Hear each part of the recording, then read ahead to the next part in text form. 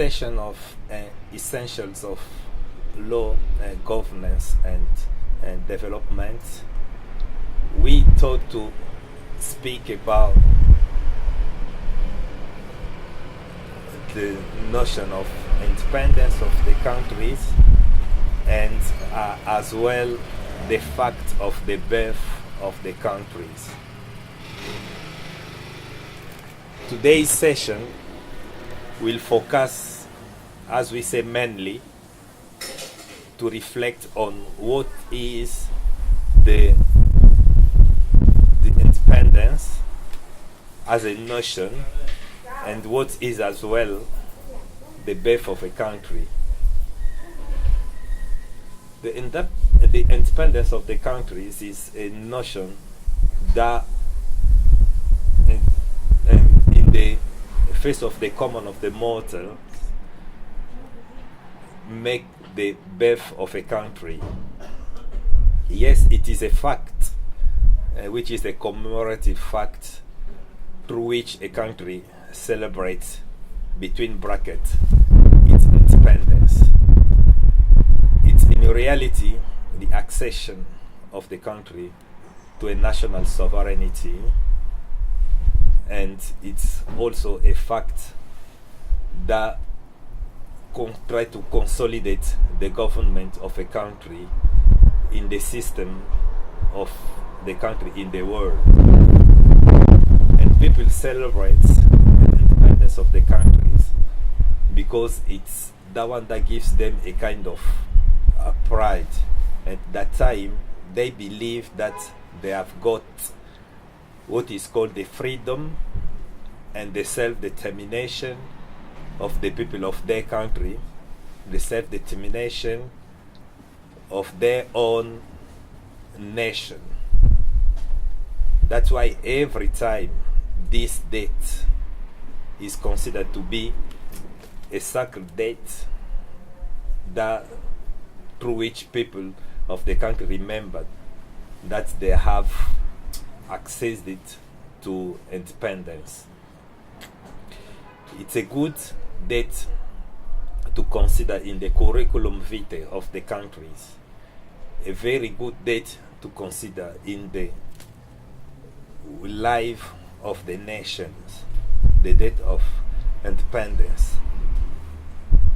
Yes, that date, it's a very uncommon date in the life of the population and the nations themselves, where everybody is brought together, including the parties who are in power and the opposition.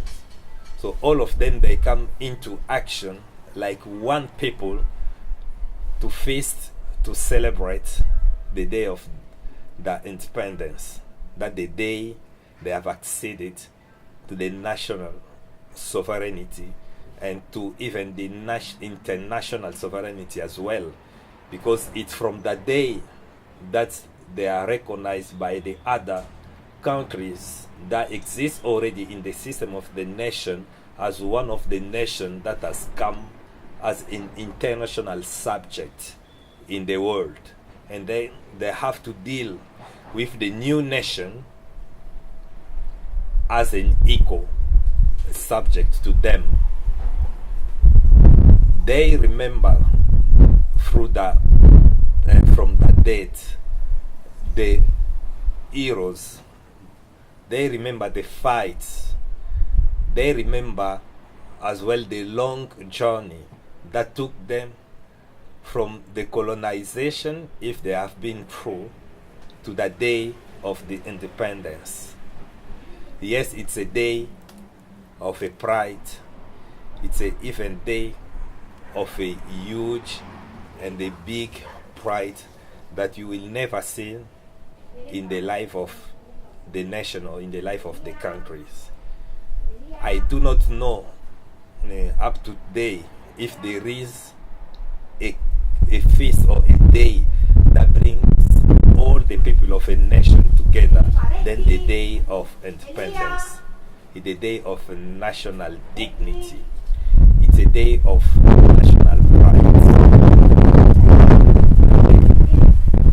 But our reflection came to think about the day of independence against the day of birth of a country.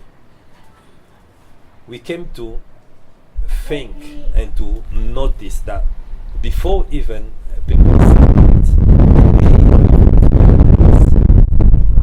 the nation had existed before any other accession to independence, affirmation of a country as an international subject. People have existed before. It's the people that broke the countries through negotiation to the independence. So those people have been existing before, and the independence is an act that try to give the delimitation of the country, to confirm the government which is effective on the ground in the nation which is between brackets to be born on the day of the independence. But the people have been living there before. So what about the past of this nation? What about the history of this nation before even we come to the day of the independence? Should we say that the country was born on the day of the independence? But what about the days before that independence? Because the people have been there, settled on the land. They lived as maybe satellites, with satellite governments. They lived with a kind of territory which is well and geographically limited, and that one it is known. They lived with power as well on this land, and there were populations. There were a kind of structural organization on this land. So it's in between the negotiation with other powers in the world that they have acceded on the independence. So we cannot forget the history that was before the day of independence. That is the point of the reflection of the essentials session of today. So one time we speak about the independence of the country as the birth of the country, but the reality is that this country have been existing on the ground and with the organization on the ground even before the independence. The independence is, in our point of view, from that thought, a political fact. It's the day the country or the nation is recognized by others as to be a politically a state like any other state in the world. It's a political fact, but it's not really a reality in itself. We country in international realm can be born by cessions of different territories. They can see their birth as well from the fusion of different entities. Like the Democratic Republic of Congo have seen its day of birth from the fusion of different entities, different empires that were on the ground where the Democratic Republic of Congo is. Sudan was one big country, the biggest one in Africa, but it was divided in two. So that one, the South Sudan, for example, saw its day of birth by decision of the big Sudan, but the population have been existing already there. The same with France and Italy, USA. So all these countries, from the day they have declared their independence, they have already existed. The population have been existing long time. So one thing is to speak about the Independence Day, and another thing is to think about the day, the real day of the birth of the countries. Some may say that we cannot determine with precision the day of the birth of the countries, but there is at some point a recognition of a birth of a country. The Democratic Republic of Congo, for example, in 1885, when Leopold II took it, we will see later on in the Conference of Berlin in 1908 what happened. But when we are talking about the birth of the country, we take an example of the Democratic Republic of Congo. That was in 1885. The country saw its days, as we say, by fusion. In reality, the country was born during that year. It was not born in 1960, the day of the independence. And every country has two realities. The realities of birth,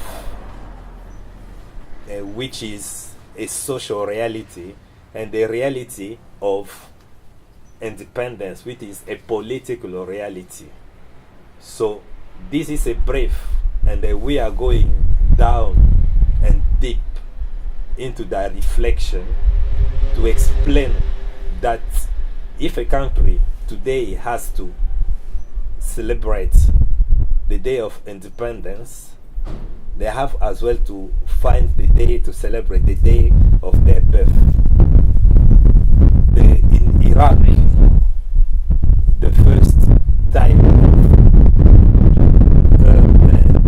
Kosovo, for example, at the end of the war in Yugoslavia, saw the country of Kosovo acceding to the international sovereignty. So the country was born, but the population were there already before that. So it is a way of saying things, but in reality, the country that saw its birth from the day they acceded in the independence has the population that lived before that. So what we are saying here is that the country should be old by the day of their birth. The country should celebrate the independence or their political confirmation or their political self-determination from the date of their accession to the independence. So two things and two realities. They do not contract themselves, but one is completing the other one.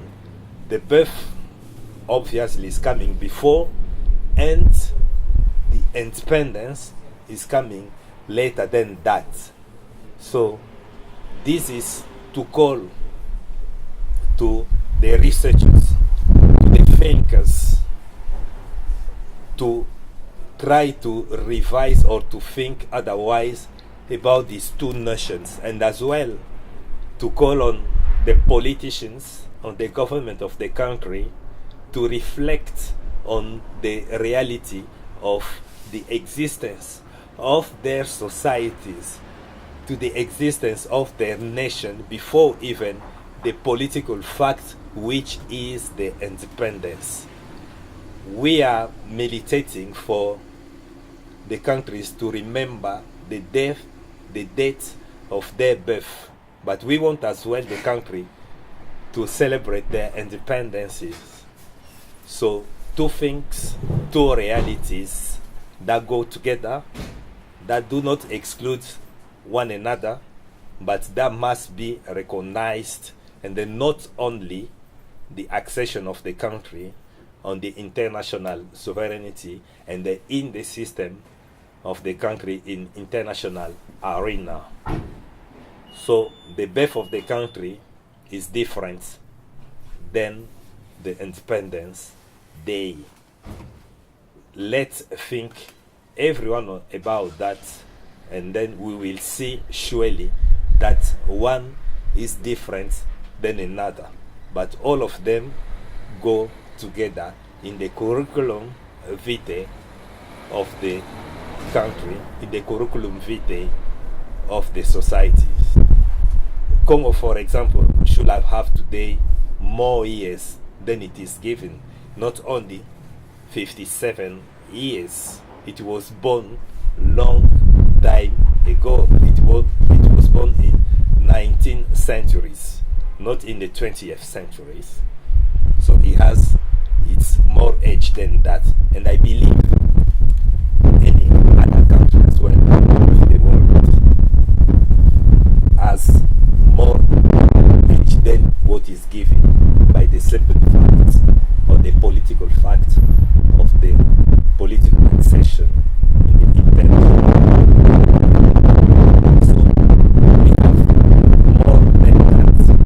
You will read us in the articles in our website www.bolgd.org. It's there that we expanded our reflection on it. We are researchers, and we are waiting for the researchers as well and the thinkers to come to contribute to that theory. We will be really happy, and really happy, more than happy, to welcome all critics about that. So together we are building the theory of law and the theories of governance, good governance and development. So this session of essentials of law, governance and development is continuing, but we are putting a pause on it and then calling upon more critics and more observations about all the researchers, thinkers and people of deep knowledge that we like to talk about. So we thank you for this time.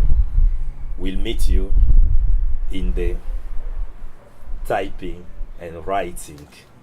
Follow us there. Thank you then.